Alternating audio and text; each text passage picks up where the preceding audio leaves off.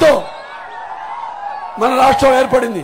చంద్రబాబు నాయుడు గారు ఆయన అనుభవంతో, ఆయన తెలివితేటలతో, ఆయనకున్న ఈ ఆర్థిక వనరులు సృష్టించే, అలాగే ఎలాగైతే ఈ ఇన్వెస్టర్స్ బయట ఇక్కడ పరిశ్రమలు పెట్టడానికి మన రాష్ట్రం కానీ విదేశాల నుంచి కానీ వచ్చి ఆయన అసలు ప్రపంచానికే విజన్కి ఒక పెద్ద బ్రాండ్ నారా చంద్రబాబు నాయుడు గారు.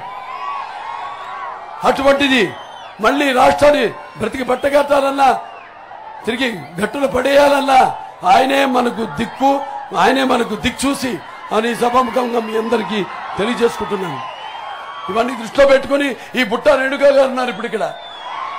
పాపం చాలా సౌమ్యురాలు. మన జగన్ చెప్తున్నాడు చాలా పేదరాలని.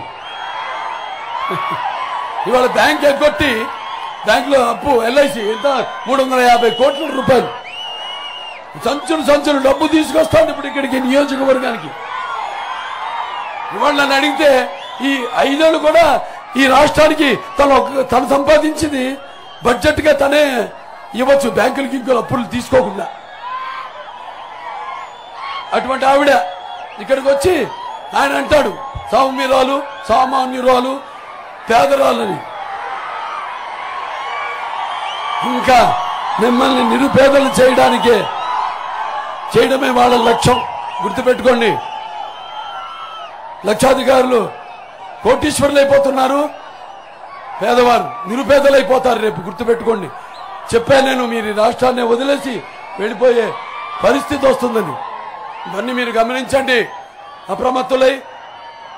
ఎలాగైతే నాడు నాన్నగారు చైతన్యాన్ని తీసుకొచ్చారో ప్రజల్లో, ఎలాగైతే చంద్రబాబు నాయుడు గారు వనరులు కల్పించారో ప్రజలకి, వాళ్ళ కాళ్ళ మీద ప్రతి నిరుపేద కుటుంబంలో నుంచి కొంత ప్రతి వాడిని అటు వ్యవసాయం చేసుకునే వాళ్ళైతే వాళ్ళ నుంచి ఒక బిడ్డ అటు ఐటీకి వెళ్తే సుమారుగా నెలకి 75,000 రూపాయల జీతం. అటువంటి పరిస్థితులకి, ఆర్థిక పరిస్థితుల్ని అటు అన్ని సమతుల్యంగా అభివృద్ధి చేశారు చంద్రబాబు నాయుడు గారు. వీళ్ళంతా ఏదో దుష్ప్రచారాలు చేస్తున్నారు.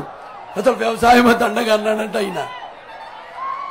వీళ్ళ అబద్ధాలకి అంతో లేదు, ఏది మాట్లాడినా అబద్ధమే.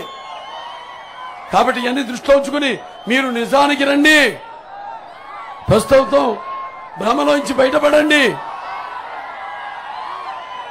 నేను అదే అంటుంటాను. నేను ఏదైతే సినిమాలు నటించాను, ఏదైతే విజయాలు మీరు ఇచ్చారో, నేను అప్పుడప్పుడు నిజాలకి చాలా మీ అందరికంటే కూడా దగ్గరగా ఉంటాను నేను. అందుకే నన్ను నేను గర్వంగా చెప్పుకుంటా. నాకున్న జ్ఞాన సంపదలు, బ్రాహ్మణుని, ఐశ్వర్యాల, వయసుండి మంచికి మాలను వంచిస్తే ఎదురు తిరిగే మాదిగని, కష్టాన్ని నమ్ముకున్న కమ్మరిని, కొమ్మరిని, కంసాలని, రజకుణ్ణి, నాయ బ్రాహ్మణుని, కల్మశోని, యాదవుని, ఆపదలు ఆదుకునే వెలమని, వ్యక్తిత్వంలో రాజుని, అమ్మనమనిపించే కమ్మని, పౌరుషంలో రెడ్డిని, భుజబలలో కాపుని అని చెప్పుకుంటుంటాను.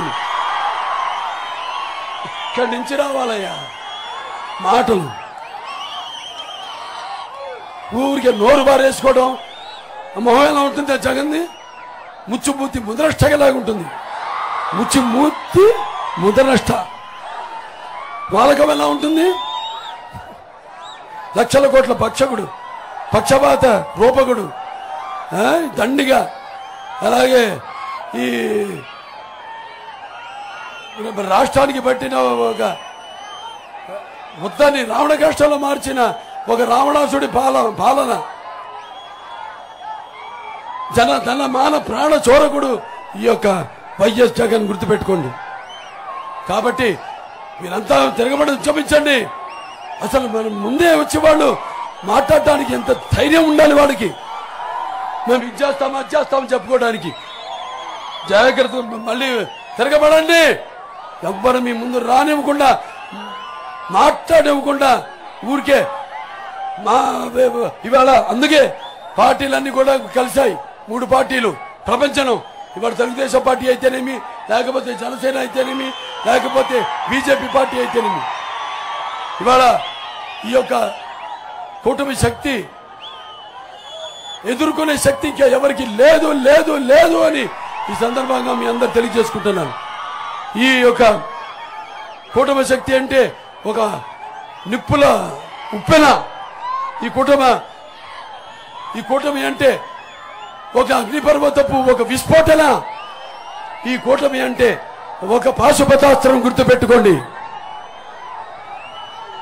చాలా ఉన్నాయి మనం చేయాల్సినవి.